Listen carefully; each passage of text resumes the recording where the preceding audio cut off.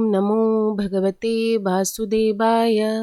ओम शान्ताकारं भुजगशयनं पद्मनाभं सुरेशं विश्वधारं गगनसदृशं मेघवर्णं शुभांगं लक्ष्मीकान्तं कमलनयनं योगिविरध्यानगम्यं वन्दे विष्णु भवभयहरं सर्वलोकैकनाथं। नमस्कार। आज आम ओडिया श्रीमद् भागवतर नवम स्कंधर षष्ठ अध्याय पाठ करिबा।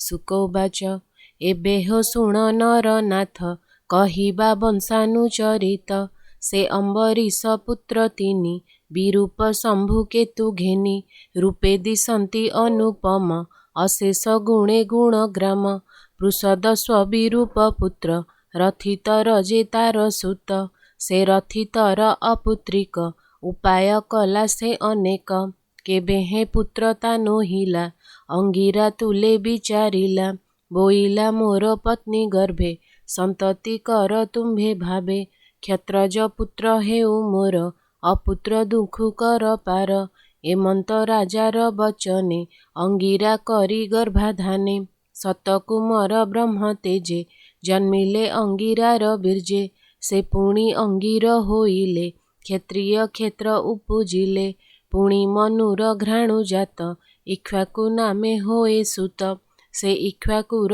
वंश जेते कहिबा शुण एक चिते होइले सतेक कुमर ताहांक मध्ये वंशधर भिक्षुकी नाम निमिदंड नाम अति प्रशस्त गुण ग्राम ए तिनि पुत्र आदि जेते राजा होइले ए जगते पूर्वे 25 तार पुत्रे राजा होइले अर्जाव्यर्ते पश्चिमे तार 25 ज्येष्ठ तिनि हे मध्य देशे अपर दक्षिण उत्तर एबे हो शुण नृपवर एमंते पुत्रे पुत्रे तार पृथ्वी भांगे नृपवर हेले से नृपति केसरी तदंते शुण दंडधारी इक्ष्वाकु पितृश्राद्ध दिने भिक्षुकी राई सन्निधाने बोइले वन पशुगण मो पितृश्राद्ध अर्थे आण तक्षणे पिता आज्ञा पाई पशिला घोर बने जाई शबर गण तुले गला अनेक पशुबद्ध कला श्राद्धकु योग्य जेते मांस ताहांक मध्ये एक शस अरण्ये पथश्रम पाई क्षुधार्थे चली न पारई शशा गोटिए पत्रे पोड़ी मांस भक्षिला धर्म हुड़ी शेष जेतेक पशु थिला पिता समीपे नेई देला से पुण वशिष्ठ को आणी आनंदे बोले नृपमणि ए पशु मांसे श्राद्ध कर एमंत शुणी मुनिवर वशिष्ठ राजा वाक्य शुणी से कथा जोग बळे जाणी बोइले राजा मुख चाही प्रक्षणे योग्य एनु हई देवता पितृ अर्थे मांस केमंते देवी अवशेष तोर कुमर क्षुधा अर्थे शशाए भक्षिला वनस्थे बने भक्षिला अग्रभाग ए मांस श्राद्ध नोहे योग्य एमंते गुरु वाक्य शुणी कोपबलई नृपमणि ए पुत्र पापिष्ट पामर एहाकु राजु दूर कर तक्षणे राजार बचने पुरु बाहार कले जने से पुण विप्रंक चरणे सेवा करई अनुक्षणे पितार अंते राजा हेला शशाद नाम से पाइला पृथ्वी शासन से कला यज्ञ हरिंकु आराधिला शशाद पुत्र पुरंजय नामता होए इंद्रबाह परोपकारे धर्म कला ककुस्थ नाम से बहिला एमंते सुक वाक्य शुणी बोले परीक्ष नृपमणि ककुस्थ नाम ताके मते एकथा कह मुनि मते। शुक उवाच मुनि बोलंती शुण राई देवे जे असुरंक भये देवदानव कृत जुगे युद्ध आरंभ कले रंगे गुरुंकु पुछिले दैवते संग्रामे जिणिबु केमंते बोलई अंगिरा कुमर पुरंजय कु योद्धा कर तार नारा चेरिपु गणे बेगे भाजिबे घोर रणे शुणिबि बुधे तो सहेले पुरंजय कु निमंत्रिले से पुणी देव वाक्य शुणी कपाळे देइबे निपाणी बोलई इंद्र कंधे बसी ସଂଗ୍ରାମ କରିବି ସାହସୀ, ନୋହିଲେ ଯୁଦ୍ଧ ନାହିଁ ମୋର। ଏମନ୍ତ ଶୁଣି ତା ଉତ୍ତର, ହେଉ ବୋଇଲେ ସୁର ଗଣେ, ଇନ୍ଦ୍ର ମିଳିଲେ ତତକ୍ଷଣେ। ସଂଗ୍ରାମେ ବୃଷରୂପ ହୋଇ, ପୁରଞ୍ଜୟ କନ୍ଧେ ଆରୋହୀ। ସ୍ତୁତି କରନ୍ତି ଦେବଗଣେ, ସେ ପୁରଞ୍ଜୟ ଘୋର ରଣେ। ଅଭେଦ ସ୍ନେହା ଦେହେ ଭରି, ଧନୁ ନାରାଚ ହସ୍ତେ ଧରି। ନିର୍ଭୟେ ଇନ୍ଦ୍ର କନ୍ଧେ ରହି, ତକ୍ଷଣେ ବିଷ୍ଣୁ ତେଜ ବହି। ପଶ୍ଚିମ ଦିଗେ ବିଗେ ଗଲା, ଅସୁର ଭୁବନେ ମିଳିଲା। ରୁନ୍ଧିଲା ଦେବ ଘେନି ସାଥେ, ପବନ ନବ ହଇ ପଥେ। ଦେବ ଦାନବ ଘୋର ରଣ, ହୋଇଲା ଲୋମହର ଶଣ। ଅସୁରେ ନାନା ଶସ୍ତ୍ର ଧରି, ଧାଇଁଲେ ଘୋର ନାଦ କରି। ତାହାର ବାଣ ଅଗ୍ନି ପ୍ରାୟେ, ପଡ଼ିଲା ଅସୁରଙ୍କ ଦେହେ। ସମରେ ରହି ନ ପାରିଲେ, ପଳାଇ ନିଜ ପୁରେ ଗଲେ। ଅସୁର ବଳ ରଣେ ଜିଣି, ସକଳ ଧନ ରତ୍ନ ଆଣି। ଇନ୍ଦ୍ରକୁ ଦେଇ ସର୍ବଧନ, ତୋଷିଲା ବିବୁଧଙ୍କ ମନ।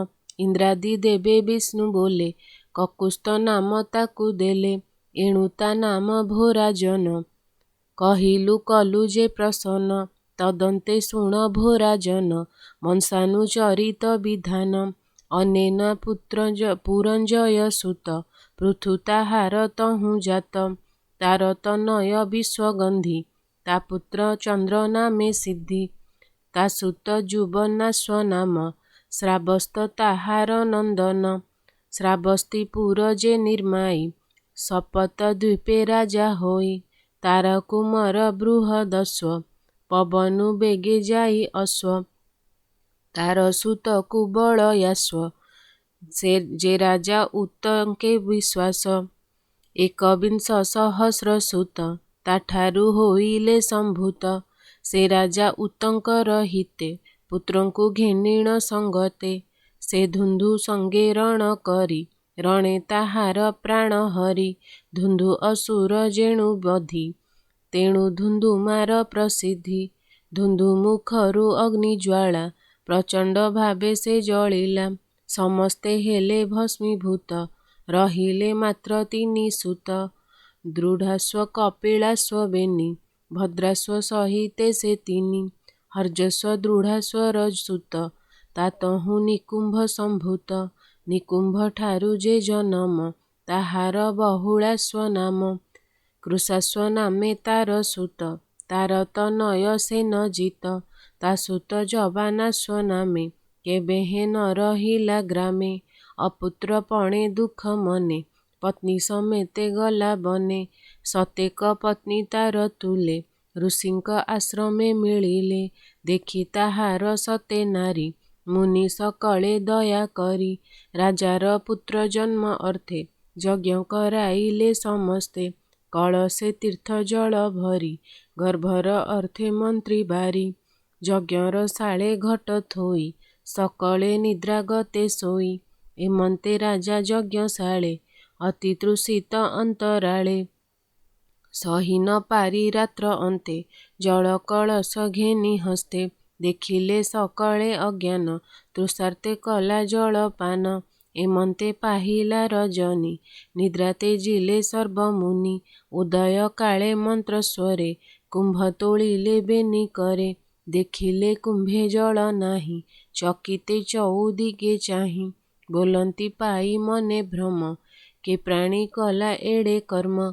ମନ୍ତ୍ରୀ ତ ଫୁସ ବନ ବାରି, କେ ପାନ କଲା ତୃଷା ଭରି।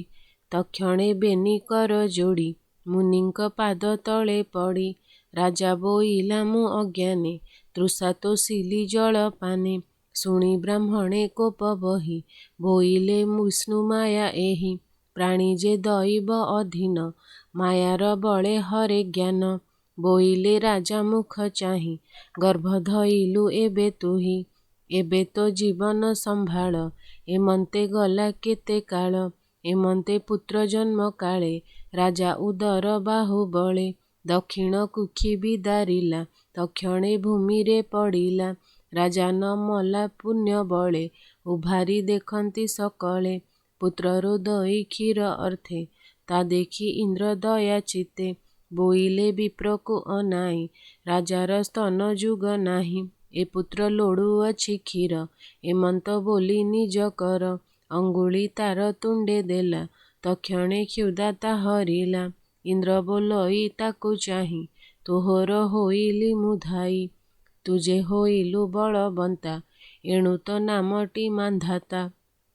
ସେ ପୁଣି ଚକ୍ରବର୍ତ୍ତୀ ହୋଇ, ପାଳଇ ସପ୍ତଦ୍ୱୀପା ବହି।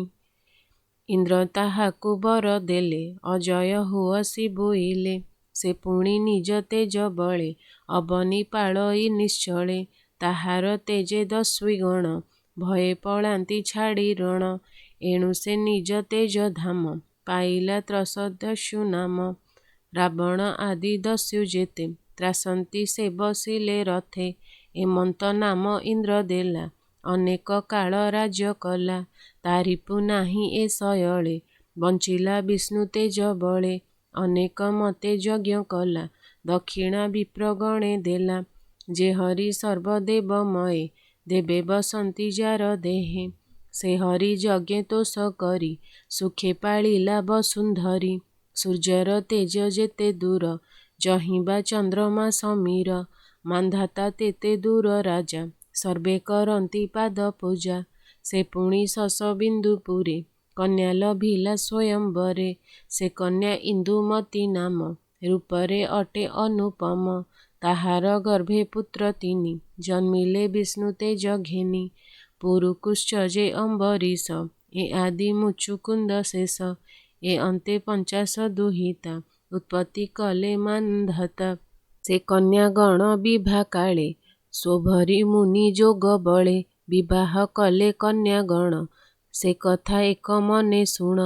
ଶୋଭରି ଋଷି ବୃନ୍ଦାବନେ, କାଳନ୍ଦୀ ଜଳେ ଯୋଗ ଧ୍ୟାନେ। ତପ କରନ୍ତି ଦୃଢ଼ ଚିତ୍ତେ, ଏମନ୍ତେ କିଛି କାଳ ଅନ୍ତେ। ସମାଧି ଭାଜିଲା ଚଞ୍ଚଳେ, ସ୍ଥିରେ ଚାହିଁଲେ ନଦୀ ଜଳେ। ଦେଖିଲେ ମୀନଗଣ ମଧ୍ୟେ, ରୋହିତ ଖେଳଇ ଆନନ୍ଦେ। ବାଳକ ମୀନ ତା ଶରୀରେ, କ୍ରୀଡ଼ନ୍ତି ପୁଚ୍ଛ ପୃଷ୍ଠ ଶିରେ। ଏମନ୍ତ ହୋଇ ପ୍ରତିଦିନେ, ଖେଳନ୍ତି ମୁନି ସନ୍ନିଧାନେ। ଶୋଭରି ମୁନି ତାହା ଚାହିଁ, ଲାଳସ ଚିତ୍ତେ ବିରାଚଇ।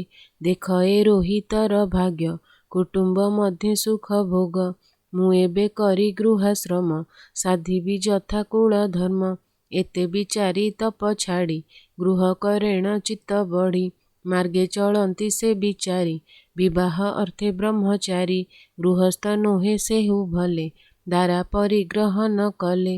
ଏତେ ବିଚାରି ଦୃଢ଼ ଚିତ୍ତେ, ମିଳିଲେ ନୃପତି ଅଗ୍ରତେ। ମୁନି ଆଗମ ରାଜା ଦେଖି, ଉଠିଲେ ଆସନ ଉପେକ୍ଷି। ଅତିଥି ମତେ ପୂଜା କଲେ, ଆସନେ ନେଇ ବସାଇଲେ। ଅନେକ ଗୌରବ କରି, ତା ଦେଖି ମୁନି ସଉଭରି। ବୋଇଲେ ରାଜା ମୁଖ ଚାହିଁ, ବିଭା କରାଅ ମତେ ତୁହି।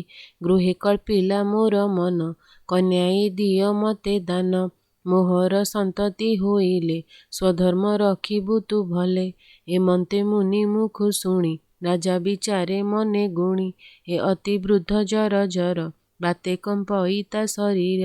ବୃଦ୍ଧଙ୍କ ମଧ୍ୟେ ଅତି ବୃଦ୍ଧ, ଗୃହ କରଣେ କଲେ ସଦ। ମୋର ଦୁହିତା ଅତି ସୁଖୀ, ଏହାକୁ ଦେଲେ ହେବ ଦୁଃଖୀ।